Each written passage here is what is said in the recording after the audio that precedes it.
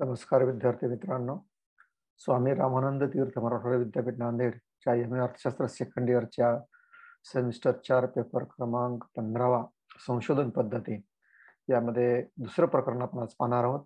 Analysis and interpretation of data, म्हणजे सामग्रीचे विश्लेषण आणि निर्वचन, त्याला अन्वयार्थ सुद्धा म्हणतात.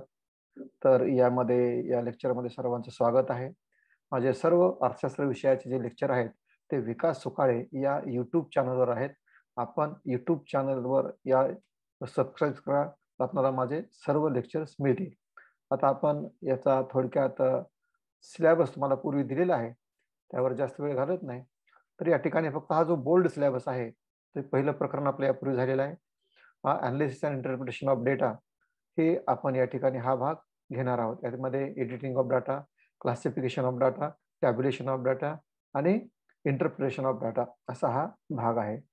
यानंतर आपण हे पुढचे 2 प्रकरण नंतर घेऊया. यानंतर हा जो भाग आहे तो आपण मराठीमध्ये दिला आहे. या लेक्चरमध्ये आपण सामग्रीचे विश्लेषण आणि निर्वचन यामध्ये 4 मुद्दे पाहणार आहोत. एक तर सामग्रीचे संपादन, सामग्रीचे वर्गीकरण, सामग्रीचे सारणीयन आणि सामग्रीचे निर्वचन. आता या सामग्री या शब्दाला तथ्य, माहिती असे वेगवेगळे शब्द आहेत. तर वेगवेगळे शब्द वापरत तुम्ही कुठलाही शब्द आला तर लक्षात घ्या. तथ्य, सामग्री, माहिती, समंक हे सगळे एकच शब्द आहेत. एकाच अर्थाने शब्द हे शब्द हे वापरतात. तर या ठिकाणी आपण आता पहिला भाग आपण पाहूया, सामग्रीचे निर्वचन. तर सामग्रीचे संपादन आणि त्याचा अर्थ आणि महत्व. तर सामग्रीचे संपादन म्हणजे काय? जनरली आपण एडिटिंग हा शब्द अनेक ठिकाणी आपण वापरतो.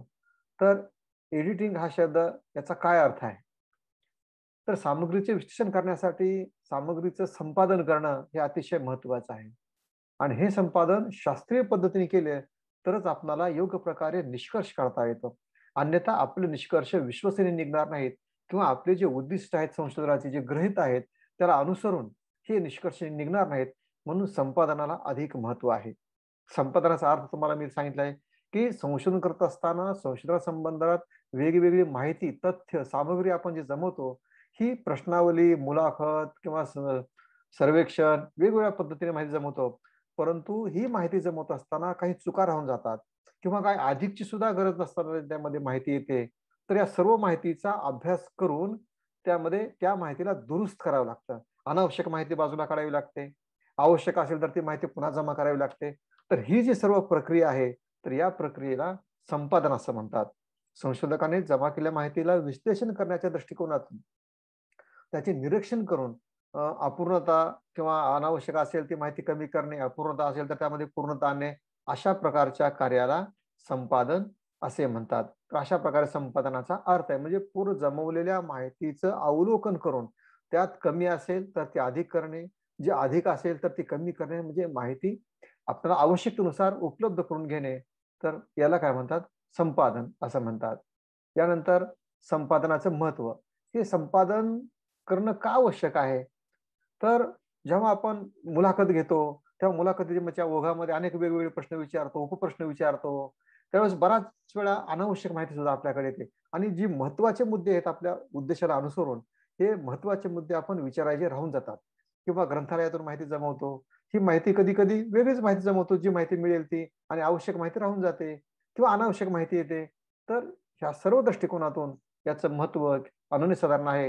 हे सर्व तुम्हाला या ठिकाणी मुद्दे मी दिलेले आहेत. एक तर जमवलेल्या माहितीचे निरीक्षण करून त्यातील चुका दुरुस्त केल्या जातात, म्हणजे आपल्याकडे काय जमवायचं राहिलेलं आहे हे पाहिलं जातं. एकदा मागे वळून पाहणे याला असं आपण, तर काय त्यात कमी जास्त आहे तर त्यात दुरुस्ती करणे. त्यानंतर संपादनामुळे सामग्री यथार्थ किंवा विश्वसनीय होते. जर तुम्ही माहितीचं संपादन केलं कोणती माहिती माझ्याकडे आलेली आहे, कोणती कमी आहे, कोणती जास्त आहे, आणि यातील जर उणिवा दुरुस्त केल्या तर तुम्ही जमवलेली माहिती संपादनानंतर विश्वसनीय होते किंवा ती निर्वचन योग्य होते. त्यानंतर माहिती जमा केलेल्या चुका आपल्याला दुरुस्त करता येतात. माहिती जमा करत असताना माहिती काय राहिली असेल, कमी अधिक आली असेल तर त्याप्रमाणे कमी असेल तर काढून अधिक करणे, जास्त असेल तर काढून टाकणे. तर अशा प्रकारे ही माहिती दुरुस्त करता येते. माहिती कमी असेल तर ती माहिती जमावता येते, कारण दुय्यम सामग्री असेल किंवा प्राथमिक सामग्री असेल माहिती कमी असेल तर आपण पुन्हा ती आवश्यकतेनुसार माहिती अधिक करतो. म्हणजे इथं आपल्याला आपलं मूल्यमापन करता येतं त्या संपादनामध्ये आणि काही कमी जास्त असेल तर ते भरून काढता येतं. त्यानंतर जमवलेली माहिती एका क्रमात लावता येते. म्हणजे समजा आपण जशी येईल तशी माहिती जमवतो किंवा कधी आजकाल झेरॉक्स करतात मुलं. मग झेरॉक्सचे पेज मागे-पुढे होतात. तर ते आपल्या उद्देशानुसार सविस्तर आपल्याला हे पेजेसचे लावता येतात. क्रमात माहिती लावता येते आवश्यकतेनुसार. त्यानंतर उत्तरदात्याकडून मिळालेल्या माहितीची आपल्याला पडताळणी सुद्धा करता येते. उत्तरदात्याने दिलेली माहिती ही खरी का खोटी आहे. समजा एखाद्या बिझनेसमनचे आपण दुकानदाराकडून कर्ज आहे आणि त्याला विचारलं, "का हो कर्ज फेडत नाही?" तर तो म्हणतो, "दुकान चालत नाही." पण कधी-कधी आपल्याला ते पडताळणी करता येते. हे दुकान आहे, नंतर जाऊन दुकान तर चांगलं चालतंय, मोठा व्यवहार होतोय. तर आपल्याला ही पडताळणी करता येते. ही सांगितलेली माहिती खरी आहे की खोटी आहे, हे पाहता येतं. त्यानंतर संकलित केलेली अनावश्यक माहिती असेल, तर ती काढून टाकता येते. दुय्यम माहिती आपण लायब्ररीमधून किंवा इतर ठिकाणाहून घेतली असेल, ऑफिसमधून, कार्यालयातून अहवालावर घेतली असेल, तर त्याची छाननी करता येते. छाननी करणे म्हणजे काय? तर त्याची विश्वसनीयता तपासणे आणि ही जमवलेली माहिती आपल्या संशोधनासाठी उपयोगाची आहे किंवा नाही, याचा अभ्यास करणे. उपयोगाची असेल, ठेवून घेणे, उपयोगाची नसेल, तर काढून टाकणे. त्यानंतर केवळ विश्वसनीय आणि उपयुक्त माहितीच स्वतःजवळ ठेवणे किंवा संग्रहित करणे. हे एक त्याचं महत्व आहे. संपादन तर उगाच बिगर कामाची माहिती, अनावश्यक माहिती आपण जर सांभाळून ठेवली, तर त्यात तुमचा वेळ वाया जातो. म्हणून फक्त नेमकं काय पाहिजे तुम्हाला, तेवढीच माहिती संग्रहित करता येते. आणि संकलित केलेली तथ्य संशोधनाच्या दृष्टिकोनातून पर्याप्त आहेत का? पर्याप्त म्हणजे योग्य आहेत का? पुरेसे आहेत का? याचा अभ्यास करणे. जे आपण जी जमवलेली माहिती आहे, ही माहिती संशोधनासाठी पुरेशी आहे का? का आणखीन पुन्हा माहिती जमवावी लागेल? तर या संदर्भात ते आपल्याला अभ्यास करता येतो. आणि जमवलेली माहिती आपल्या संशोधनाच्या उद्देशानुसार आहे का? याची आपल्याला पडताळणी करता येते. उद्देशानुसार नसेल तर पुन्हा माहिती जमवावी लागते. तर अशा या अनेक दृष्टिकोनातून संपादन हे महत्वाचं आहे. संपादन केल्यामुळं आपला जे अपुरेपणा आहे किंवा जो अधिकचा जो हे आहे, तर त्याची माहिती आपल्या उद्देशानुसार आहे किंवा नाही, आपल्या जमवलेली माहिती योग्य आहे किंवा नाही, हे सर्व पाहण्याचं कार्य या संपादनामध्ये होते. कमी असेल तर माहिती घ्यावी लागते आणि अधिक असेल तर ती माहिती आपल्याला काढून टाकावी लागते.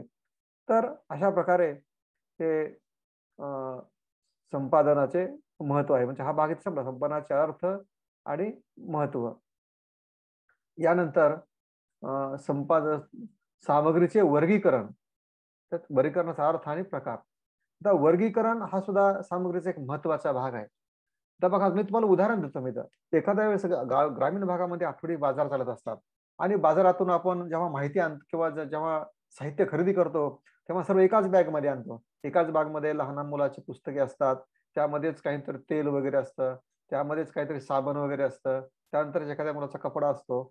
मग घरी आल्यानंतर आपण काय करतो? कपड्याच्या ठिकाणी कपडे, वहीच्या ठिकाणी वही ठेवतो, तेलाच्या ठिकाणी तेल जागा स्वयंपाकघरामध्ये नेऊन ठेवतो.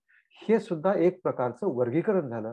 अशा प्रकारचं वर्गीकरण आपल्याला संशोधनामध्ये करावं लागतं. आता हे वर्गीकरण वेगळ्या स्वरूपात असतं, की आपण वेगवेगळी माहिती जमवतो. ही माहिती विस्कळीत स्वरूपाची असते. मग ही माहिती एकत्रित करून ती माहिती तिच्या गुणाप्रमाणे, तिच्या वैशिष्ट्याप्रमाणे त्याची विभागणी करावी लागते. तर विभागणी करणे म्हणजेच एक प्रकारचं वर्गीकरण आहे. वर्गीकरणाचा अर्थ इथं कोन्नूर यांची व्याख्या आहे, की सादृश्यता व समानतेनुसार माहितीला गट किंवा वर्गात व्यवस्थित करण्याची तांत्रिक प्रक्रिया म्हणजे वर्गीकरण. म्हणजे सादृश्यता म्हणजे समानता. समानतेनुसार माहिती वेगवेगळ्या भागात करणे. पुस्तका ठिकाणी हं, किंवा कपड्याच्या ठिकाणी ते वर्गीकरण. किंवा समजा ऐतिहासिक माहिती असेल, या लेखाची माहिती, त्या लेखाचे वेगवेगळे तुम्हाला वर्गीकरण करता येतं. समानता किंवा गुणाच्या आधारावर तथ्य किंवा माहिती क्रमबद्ध करण्याची, व्यवस्थित मांडण्याची वर्गीकरण ही एक प्रक्रिया आहे. म्हणजे वर्गीकरण एक प्रक्रिया आहे. काय? की जी विस्कळीत माहिती वेगवेगळ्या स्वरूपामध्ये, तर त्या माहितीचे गटामध्ये मांडणी करणे आणि हे गट कशाचे आधारे करणे? हे गट सामग्रीची जी वैशिष्ट्ये आहेत, त्या वैशिष्ट्याच्या आधारे करणे. समजा जमवलेली माहिती अनेक लोकांचे शेतकऱ्यांच्या आत्महत्याची माहिती घेतली. त्यात लोकांच्या कर्जाची माहिती आहे, उत्पन्नाची माहिती आहे. तर कर्जाची माहिती सर्वांची एका बाजूला घेणे, उत्पन्नाची माहिती एका बाजूला घेणे, असं वर्गीकरण करणे. तर थोडक्यात इथं वर्गीकरणाचा अर्थ आपल्याला असं सांगता येईल, की वर्गीकरण म्हणजे जमवलेल्या माहितीच्या समानतेवरून किंवा भिन्नतेवरून वेगवेगळ्या गटामध्ये विभागणी करणे.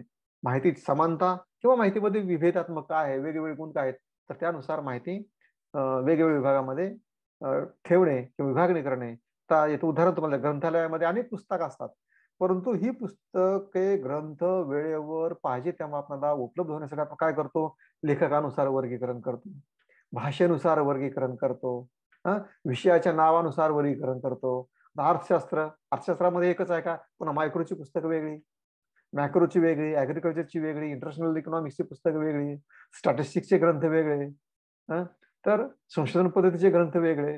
हे सुद्धा काय आहे, लायब्ररीमधली एक प्रकारचं वर्गीकरण आहे. तर जमवलेली माहिती आपल्या सोयीसाठी तिचा योग्य प्रकारे कमी काळामध्ये उपयोग घेता यावा म्हणून ह्या माहितीचं वर्गीकरण करावे लागतं. यानंतर पुढचा मुद्दा जो आहे तो वर्गीकरणाचे प्रकार, असा हा मुद्दा आहे. तर वर्गीकरणाचे प्रकार किंवा त्याला आधारही म्हणतात. तर वर्गीकरण करत असताना किंवा माहितीची विभागणी करत असताना, ही विभागणी करताना त्याचा आधार कोणता निवडलेला आहे, त्यानुसार त्याचे प्रकार पडलेले आहेत. अतिशय सोपे प्रकार आहेत. भौगोलिक वर्गीकरण. भौगोलिक वर्गीकरण म्हणजे काय, जेव्हा तर मला हिंट इथे दिली आहे पहा, त्याचा स्थानाच्या आधारे किंवा प्रदेशाच्या आधारे जेव्हा सामग्रीचं वर्गीकरण किंवा माहितीचं वर्गीकरण भौगोलिक स्थानानुसार केले जात असेल, त्याला भौगोलिक वर्गीकरण असं म्हणतात. समजा तुम्ही उत्पन्न, महाराष्ट्रातील लोकांचं उत्पन्न जमवलेलं आहे, मग हे उत्पन्नाची जिल्हावार मांडणी करणे. नांदेड जिल्ह्यातील लोकांचं उत्पन्न काय आहे, त्यानंतर उस्मानाबाद जिल्ह्यातील उत्पन्न काय आहे, लातूर जिल्ह्यातील लोकांचं उत्पन्न काय आहे, बीड जिल्ह्यातील लोकांचं उत्पन्न काय आहे, औरंगाबाद लोकांचे उत्पन्न एका बाजूला घेणे, स्थानाचे आधार. किंवा जेव्हा देशाचा तुम्ही विचार कराल तेव्हा महाराष्ट्राची माहिती वेगळी करणे, आंध्र प्रदेशची माहिती वेगळी करणे, तेलंगणाची माहिती वेगळी करणे. किंवा जेव्हा तुम्ही एकूण जगाचा विचार करा, जगाची माहिती जमवली, जगामध्ये कोणत्या देशावर किती कर्ज आहे, भारतावर किती कर्ज आहे, जर्मनीवर किती आहे, पाकिस्तानवर किती आहे, बांगलादेशावर किती आहे, चीनवर किती आहे, वेगवेगळ्या देशात. तर भौगोलिक स्थानाच्या आधारे जर जमवलेल्या माहितीची विभागणी केली त्याला भौगोलिक वर्गीकरण म्हणतात. त्यानंतर काळानुसार वर्गीकरण किंवा त्याला समयानुसार वर्गीकरण सुद्धा म्हणतात. जेव्हा जमवलेली माहिती काळाप्रमाणे विभागणी केली जाईल तेव्हा त्याला कालानुसार वर्गीकरण म्हणतात. उदाहरणार्थ तुम्ही माहिती जमवली, उत्पन्न जमवलंय किंवा लोकसंख्येचा अभ्यास केलेला आहे, तर ही माहिती दिवसानुसार मांडणे, महिन्यानुसार मांडणे, वर्षानुसार. समजा उत्पादन आहे, 1992चं एवढं उत्पन्न, 1993चं तेवढं उत्पन्न, 94चं एवढं, 95चं एवढं, आता 2021चं एवढं. तर ही जी माहितीची मांडणी आहे त्याला काळानुसार वर्गीकरण म्हणतात. किंवा गुणात्मक वर्गीकरण. गुणात्मक वर्गीकरण म्हणजे जेव्हा सामग्रीची विभागणी तिच्या गुणाच्या आधारे करतात तेव्हा त्याला गुणात्मक वर्गीकरण म्हणतात. संख्या नाही, गुण. तर गुण म्हणजे काय, समजा विद्यार्थ्यांचं तर आपण संख्याशास्त्रामध्ये पाहतो उंचीनुसार वर्गीकरण. ज्यांचे 4 फूट आहे, 4 फूट ते 4 इंच आहे ती बाजूला, 4 ते 4-5 पर्यंत आहेत ते वेगळ्या बाजूला असं. किंवा वजनाचे गट, वजन हे गुणवत्तेप्रमाणे, त्याच्या गुणाप्रमाणे जेव्हा हे माहिती विभागणी करतात तेव्हा त्याला गुणात्मक वर्गीकरण म्हणतात. याचे 2 उपप्रकार आहेत, साधे वर्गीकरण आणि बहुगुण वर्गीकरण. साध्या वर्गीकरणामध्ये माहितीची विभागणी करताना एकाच गुणाचा आधार घेतला जातो, तर बहुगुण वर्गीकरणामध्ये अनेक गुणाचा आधार घेतला जातो. इथं गुण आहे, अनेक गुणाचा आधार घेतला जातो. तर एकच गुण म्हणजे केवळ समजा लोकसंख्येची विभागणी करायची, लोकसंख्येची विभागणी करत केवळ पुरुष आणि स्त्रिया किंवा शिक्षित अशिक्षित दोनच विभागणी गट घेणे. आता बहुगुण वर्गीकरणामध्ये लोकसंख्येची विभागणी अनेक भागामध्ये, पुरुष, स्त्री, बेकार, रोजगार, विवाहित, अविवाहित, अशा अनेक प्रकारे तुम्हाला हे वर्गीकरण करता येतं. त्यानंतर संख्यात्मक वर्गीकरण. जेव्हा संशोधनासाठी जमवलेली माहिती किंवा तथ्य किंवा सामग्री ही संख्येच्या आधारावर विभागली जाते तेव्हा त्याला संख्यात्मक वर्गीकरण असं म्हणतात.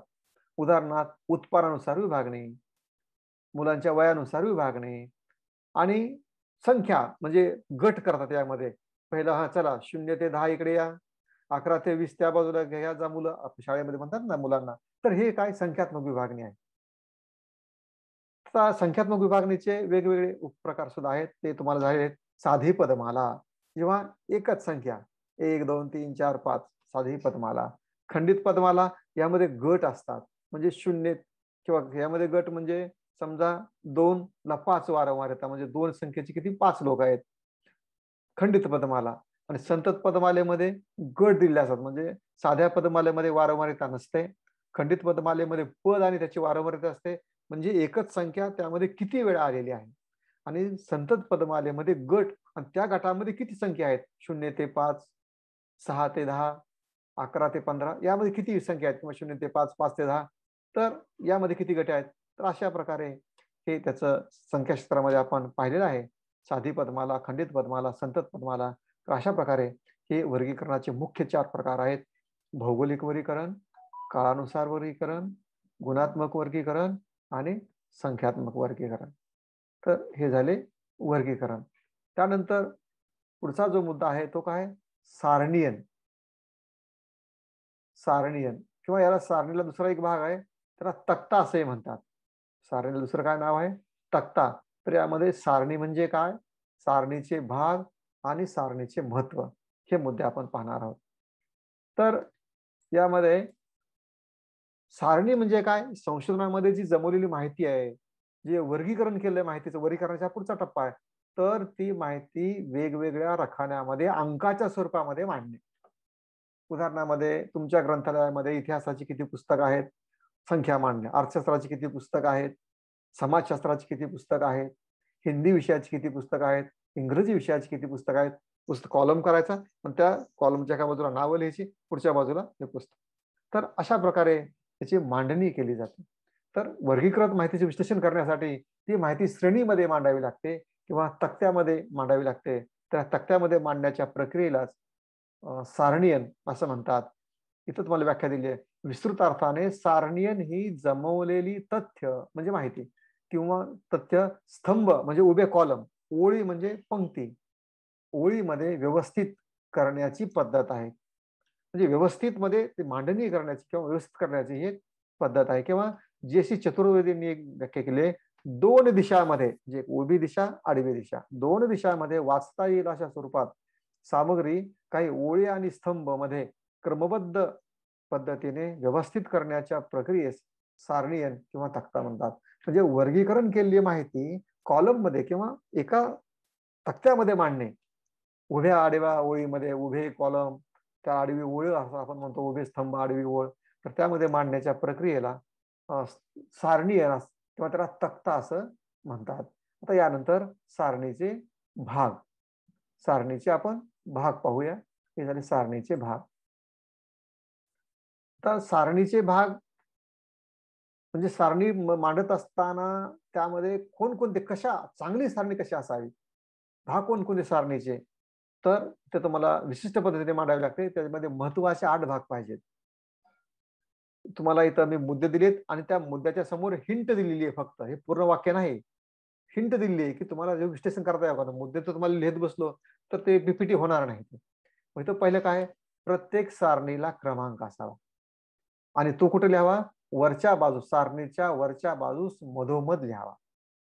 आता सारणीला क्रमांक का असावा, कारण संशोधनामध्ये सारणीचं विश्लेषण करावं लागतं. मग विश्लेषण करताना असं म्हणणार का तुम्ही, वरच्या सारणीमध्ये हे आहे, त्याच्या वरच्या सारणीत ते आहे, त्याच्या वरच्या सारणीत ते आहे, असं नाही. तर सारणी क्रमांक 1 मध्ये हे दिलेलं आहे, त्यावरून असे स्पष्ट होते की, किंवा सारणी क्रमांक 2 वरून असे स्पष्ट होते की हे तुम्हाला विश्लेषण करायला सोयीचं जात. म्हणून प्रत्येक सारणीला क्रमांक दिला पाहिजे. सारणी क्रमांक 1 किंवा तक्ता क्रमांक 2, तक्ता क्रमांक 3 याप्रमाणे. आणि हा सारणीच्या वरच्या बाजूला मधोमध लिहिला पाहिजे. त्यानंतर सारणीला शीर्षक असावं. म्हणजे सारणीमध्ये वरच्या बाजूला मधोमध शीर्षक लिहावं. आता शीर्षक कशा असणार, सारणीची जी माहिती आहे त्या माहितीमध्ये संक्षिप्त स्वरूपामध्ये शीर्षक असावे. उदाहरणामध्ये वेळापत्रक. लक्षात येत तुम्हाला काय, कशाचं शीर्षक आहे, म्हणजे शीर्षकावरून त्या सारणीमध्ये कशाची माहिती आहे हा अंदाज तुम्हाला आला पाहिजे. त्यानंतर शीर्षकाची माहिती अधिक तुम्हाला स्पष्ट करायची असेल तर त्याला उपशीर्षक देणे आवश्यक आहे. हे सुद्धा शीर्षकाच्या खालच्या बाजूला, उजव्या बाजूला उपशीर्षक देतात. उपशीर्षकाबद्दल त्या माहिती दिली जाते. शीर्षकाच्या खालच्या बाजूला ही माहिती लिहितात. आता वेळापत्रक, अमुक अमुक परीक्षेचे, किंवा अंक असतील तर रुपयामध्ये, वजन असेल तर किलोग्रॅम मध्ये तो माहिती द्यावी लागते. त्यानंतर स्तंभ मात्रा. स्तंभ म्हणजे काय, उभे कॉलम.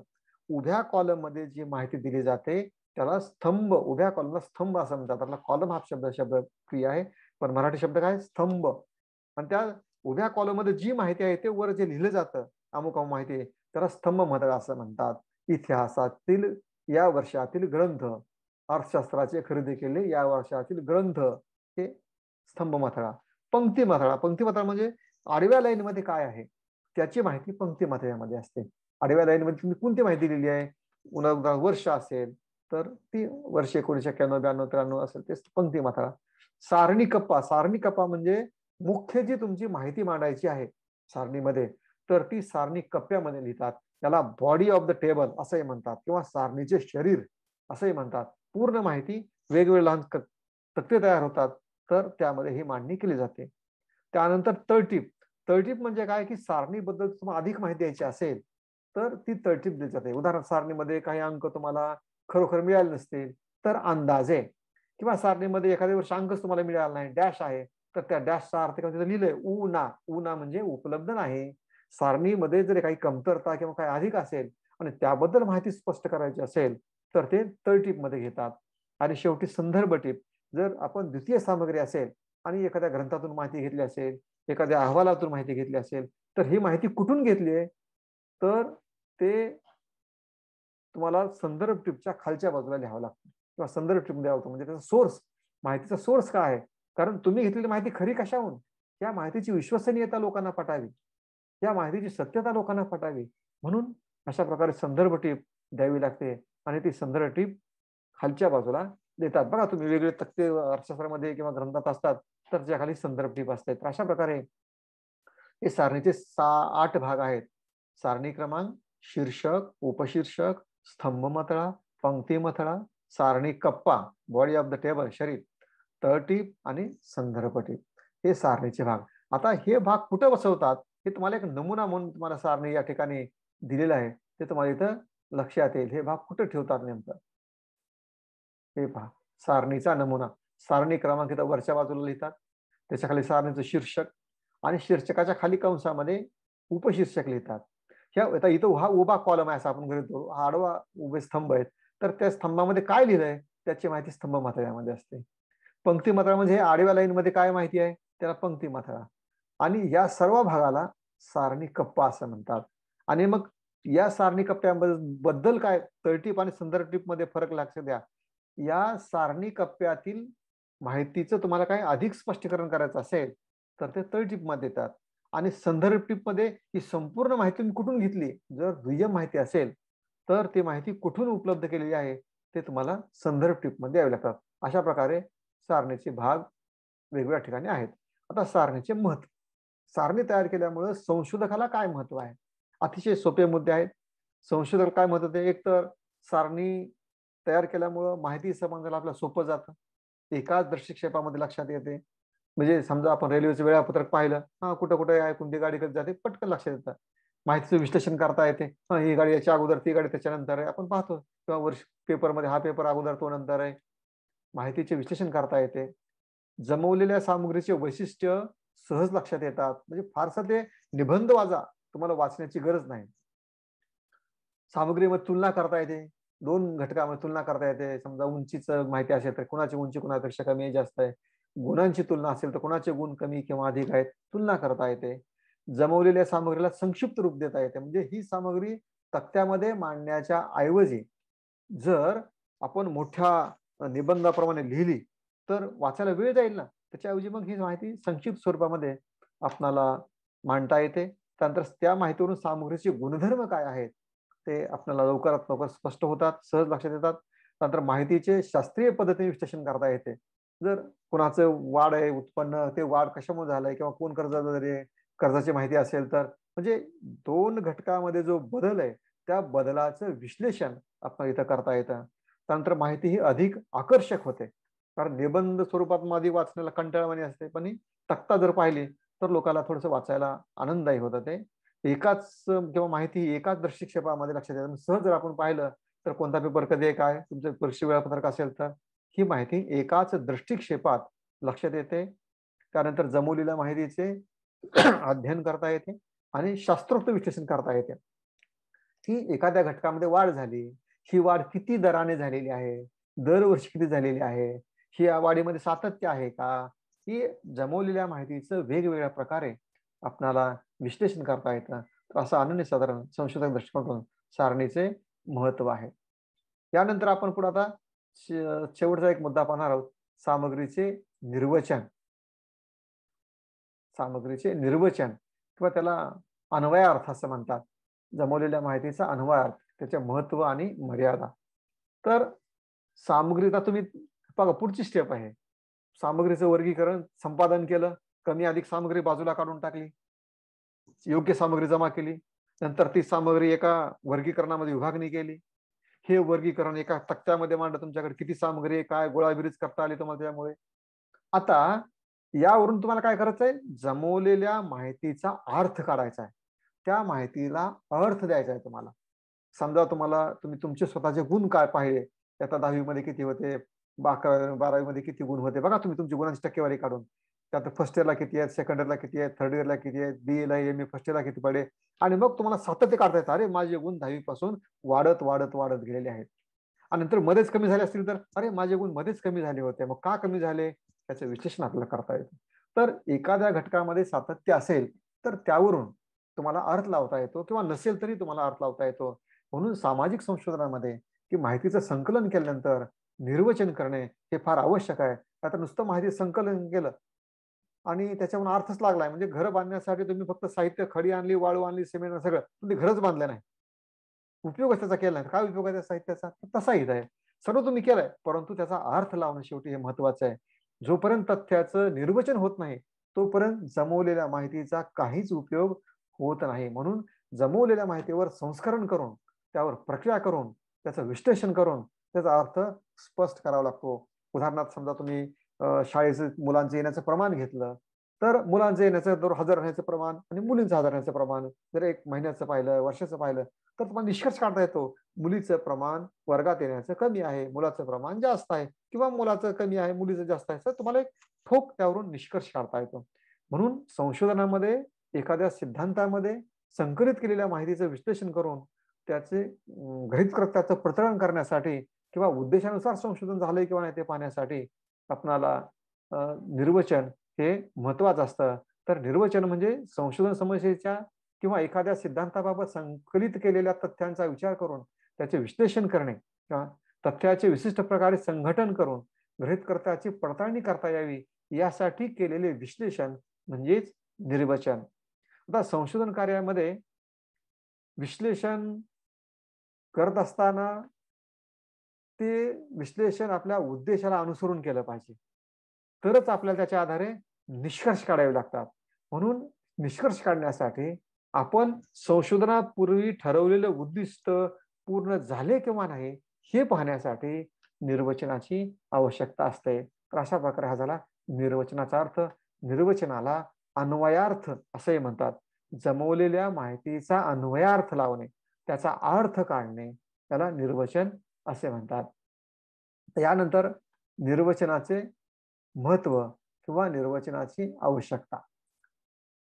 निर्वचनाचे महत्व किंवा निर्वचनाची आवश्यकता. संशोधनामध्ये निर्वचनाचं महत्व तुम्हाला सांगितलं, जमवलेल्या माहितीचा शेवटी अर्थ लावणं हे महत्वाचं आहे. घर बांधण्यासाठी सर्व साहित्य आणलं पण घरच बांधलं नाही, त्याचा काही उपयोग आहे का, तर नाही. तर शेवटी त्याची इमारत उभी करण्यासाठी त्याचा आवश्यक आहे. तसं निर्वचनाला सुद्धा इथं महत्व आहे. तर एक तर निर्वचन करण्यामुळे काय होतं, आपल्याला जुन्या संकल्पना किंवा जुन्या सिद्धांताचं परीक्षण करता येतं. समजा तुम्ही संशोधन पेपर लिहिला आहे किंवा संशोधन मागणीच्या नियमावर केलेला आहे, मार्शलचा मागणी नियम, आणि मग निष्कर्ष तुम्ही काढला. मग त्या निष्कर्षातून तुमच्या लक्षात आलं की अरे किमतीचा मागणीचा संबंध नाही, लोक आवडीप्रमाणे वस्तू खरेदी करतात. तर तुम्हाला इथं जुन्या सिद्धांताचं परीक्षण करता येतं की अरे हा सिद्धांत योग्य नाही, त्या काळात त्या परिस्थिती, आज परिस्थिती बदललेली आहे. तर जुन्या सिद्धांताचं परीक्षण करण्यासाठी निर्वचनाची आवश्यकता आहे, किंवा नवीन नियमाची मांडणी करण्यासाठी, नवीन नियम संकल्पना शोधून काढण्यासाठी निर्वचनाची आवश्यकता आहे. त्यानंतर संशोधनाच्या उद्देशाची पूर्ती करण्यासाठी किंवा समस्येतील कार्यकारण संबंध स्पष्ट करण्यासाठी निर्वचन हे महत्वाचं आहे. तर कार्यकारण संबंध म्हणजे काय, एखादी घटना का घडली याच्या पाठीमागचं कारण. समजा तुम्ही असं गृहीत धरलं की तुम्हाला 10वी 12वीला चांगले गुण आहेत, पण BA फर्स्ट इयर आणि सेकंड इयर तुम्हाला गुण कमी आहेत, तर तुमच्या असं लक्षात येईल की हे कारण काय, त्याचा कार्यकारण भाव काय, काय हे असं घडलं. तर तुमच्या लक्षात येईल की मी 12वीला फार अभ्यास केला, परंतु बरेच लोक म्हणले BA first year is a rest year, ते आराम करायचं वर्ष आहे, म्हणून मी अभ्यास केला नाही आणि मग मला ते गुण कमी पडले. सेकंड इयरला, फर्स्ट इयरला, आणि मग मला थर्ड इयरला जेव्हा जाणीव झाली की अभ्यासाशिवाय पर्याय नाही, मग पुन्हा मी अभ्यास केला आणि मग माझे थर्ड इयरला गुण वाढले. हे त्याच्या पाठीमागचं काय आहे? विश्लेषण. हे उदाहरण म्हणून तुम्हाला सांगतोय की एखादी घटना का घडली, त्या घटनेच्या पाठीमागं कोणतं कारण आहे हे शोधणे, याला कार्यकारण भाव म्हणतात. तर हा कार्यकारण भाव शोधून काढण्यासाठी निर्वचनाची आवश्यकता आहे, किंवा ते निर्वचन हे महत्वाचं आहे. जोपर्यंत निर्वचन होत नाही तोपर्यंत नियमाची मांडणी करता येत नाही. कारण जोपर्यंत जमवलेल्या माहितीचा अर्थच तुम्ही लावणार नाहीत, तर तोपर्यंत तुम्हाला नवीन नियम मांडता येणार नाहीत. किंवा निर्वचनामुळे वस्तुनिष्ठ ज्ञान मिळवणे सोपे जाते. वस्तुनिष्ठ खरं काय ज्ञान आहे, खरं काय अन्वय अर्थ आहे, हे तुम्हाला पाहायचं असेल तर निर्वचन करणे आवश्यक आहे. त्यानंतर केवळ माहितीचं संकलन करणे म्हणजे संशोधन नाही. आता तुम्हाला एम ए सेकंड पार्टला मुलांना प्रोजेक्ट असतात, केवळ इकडची तिकडची माहिती लिहून आणतात ते. तसं नाही. आम्ही सांगतो तुम्हाला की बाबा तुम्ही ती माहिती लिहून आणा, पण त्या माहितीचे गुणदोष लिहा आणि शेवटी तुम्हाला काय वाटतं हे तिथं लिहिणं आवश्यक आहे. समजा लोकांचं उत्पन्न कमी किंवा शेतकऱ्यांच्या आत्महत्येचा अभ्यास केला, यांनी या कारणामुळे अभ्यास केला, त्या कारणामुळे अभ्यास केला, पण तुम्ही संकलन स्वतः माहितीचं केलंय, तुम्ही स्वतः जाऊन त्याच्या घराचं निरीक्षण केलं आहे, लोकांच्या मुलाखती घेतलेल्या आहेत, तर त्याला विचारा ना तुम्ही, आणि त्यावरून तुम्ही अर्थ काढा, तुमचं मत मांडा शेवटी. तर हे याला निर्वचन करणं आवश्यक आहे, याला म्हणतात. तर संशोधन कार्य म्हणजे केवळ माहिती जमा करणे म्हणजे नाही, त्या माहितीचा अन्वयार्थ लावणं, लोकांना सांगणं की हा ह्याचा अर्थ आहे. तर त्याला तेव्हा त्याला महत्व आहे. म्हणून माहितीचा अर्थ लावण्यासाठी निर्वचनाला अनन्यसाधारण महत्व आहे, किंवा माहितीचा निष्कर्ष काढणे. शेवटी तुमचं जे संशोधन आहे त्याचा निष्कर्ष तुम्हाला 2 ओळीमध्ये काढता आला पाहिजे. काय तुम्ही संशोधन काय साध्य केलं हे जर पाहायचं असेल तर निर्वचनाची आवश्यकता आहे. तर अशा अनेक दृष्टिकोनातून निर्वचनाची आवश्यकता आहे. तर यानंतर शेवटचा हा मुद्दा आहे निर्वचनाच्या मर्यादा. म्हणजे अन्वयार्थ लावण्याच्या मर्यादा. काय अन्वयार्थ तर लावता येतोच, परंतु त्यामध्ये काय अडथळे येतात तो यामध्ये मुद्दा आहे. एकतर निर्वचन ही एकतर गुणात्मक प्रक्रिया आहे, त्यामुळं अर्थ लावणे कठीण जाते. कारण एखाद्या व्यक्तीचा संशोधन करण्याचा माइंडसेट कसा आहे हे सुद्धा तिथं महत्वाचं आहे. कारण ती गुणात्मक प्रक्रिया असल्यामुळे थोडंसं संशोधकाला विचार करावा लागतो. इतर सामग्रीचा इतर लोकांनी कसा त्याचा अर्थ लावलाय तोही पाहावा लागतो, आणि त्यावरून पुन्हा मग आपण माहिती कशी आहे, त्यामध्ये काय बदल आहे, त्यामध्ये काय परिवर्तन झालेलं आहे, त्यानुसार आपला अर्थ लावतो. तर हे सर्वसामान्यपणे कठीण जाते, पण फारसं कठीण नसतं हे लक्षात घ्या. पण सर्वसामान्य माणसाला कठीण जाते असा याचा अर्थ आहे. त्यानंतर तथ्यांच्या विश्वसनीयतेचे परीक्षण करणे कठीण जाते. जर जमवलेली माहिती खरी का खोटी आहे हे तुम्हाला अगोदर चेक करावं लागतं, आणि नंतर मग तुम्हाला निर्वचन करावं लागतं. आणि जर खरी आहे का खोटी आहे लोकांना विचारायला गेलं तर लोक मनातलं सांगत नाहीत, आकडेवारी विश्वसनीय मिळत नाही, खरी आकडेवारी मिळत नाही, लोक आकडेवारी विसरतात. त्यामुळं निर्वचन करणं अवघड जातं, किंवा जर केलं त्या चुकीच्या माहितीवरून तर चुकीचा अन्वयार्थ लावला जातो. निष्कर्षांना यथार्थ किंवा अर्थपूर्ण बनवणे कठीण जाते, की आपला ठोस काहीतरी निर्णय हवा असतो. तर हा ठोस निर्णय काढायला ठोस माहिती सुद्धा आवश्यक असते. तर ठोस माहिती नसेल तर असा अर्थ आपल्याला काढता येत नाही. तथ्यामध्ये भिन्नता असेल तर आपले विषय किंवा आपले निष्कर्ष सर्वांना लागू होत नाहीत. म्हणजे सर्व सामग्री, समजा एका आत्महत्या केलेल्या माणसाची कारणं वेगळीच आहेत, दुसऱ्याची कारणं वेगळीच आहेत, तिसऱ्यांची कारणं वेगळीच आहेत, तर सर्वांना एकाच कारणामुळे आत्महत्या झाली असं आपल्याला म्हणता येत नाही. म्हणजे माहितीच वेगवेगळी मिळाली तर समान निष्कर्ष काढता येत नाही. आणि जमवलेल्या साधनामध्ये माहितीमध्ये परिवर्तन होत असेल तर आपले निष्कर्ष दीर्घकाळानंतर निरर्थक ठरतात. म्हणजे जमवलेली माहिती जर बदलत असेल, या वर्षी बदल दुसऱ्या वर्षी होत असेल तर आपले निष्कर्ष दीर्घकाळापर्यंत राहणार नाहीत. तर अशा प्रकारे याच्या या सर्व मर्यादा आहेत. तर अशा प्रकारे हे आपलं दुसरं प्रकरण पूर्णपणे संपलं आहे. तर या प्रकरणात कोणकोणता भाग घेतला हे तुम्हाला पुन्हा एकदा मी सांगतो. तर यामध्ये आपण सामग्रिक संपादन म्हणजे काय पाहिलं, त्याचा अर्थ आणि महत्व हा मुद्दा घेतला. वर्गीकरणाचा अर्थ, त्याचे 4 प्रकार, अतिशय सोपा सिलेबस आहे हा. सारणीचा तक्ता, त्याचे 8 भाग आणि त्याचं महत्व, सामग्रीचे निर्वचन, त्यानंतर त्याचा अर्थ, महत्व आणि मर्यादा, असा आपण हा भाग पाहिलेला आहे. तर पुन्हा एकदा इथं तुम्ही तो भाग पहा. तुम्हाला दाखवतो, इथं महत्व पाहिलं आहे, प्रकार पाहिला. फक्त तुम्ही मेहनत घेऊन काळजीपूर्वक पूर्ण व्याख्यान किंवा पूर्ण लेक्चर एकदाच ऐकणे हाच भाग सर्वात महत्त्वाचा आहे. नंतर तुम्ही आता ऐकू, बघू परीक्षा आली, परीक्षेच्या नंतर कधी करू, हे जर तुम्ही केलं तर त्यावेळेस त्याचा उपयोग काही होणार नाही. तर अशा प्रकारे हा भाग इथं आहे. त्यानंतर सर्वांना धन्यवाद. तुम्ही सर्वांनी अभ्यास करा आणि माझं चॅनल जे आहे त्यावर सर्व माझे पेपर आहेत किंवा सर्व लेक्चर आहेत. ते लेक्चर तुम्ही अ, अभ्यास करा. योग्य प्रकारे विकास सुकाळे, साधं विकास सुकाळे नावाचं चॅनल आहे. त्यामध्ये सर्व माझे आर्टिकल किंवा सर्व हे व्हिडिओ आहेत एज्युकेशनल, ते तुम्हाला जो आवश्यक आहे तर तोच तुम्ही पहा. त्यानंतर आपण अ, भेटूया. तुम्ही अभ्यास कराल अशा प्रकारे मी अपेक्षा करतो आणि या ठिकाणी थांबतो. जय हिंद.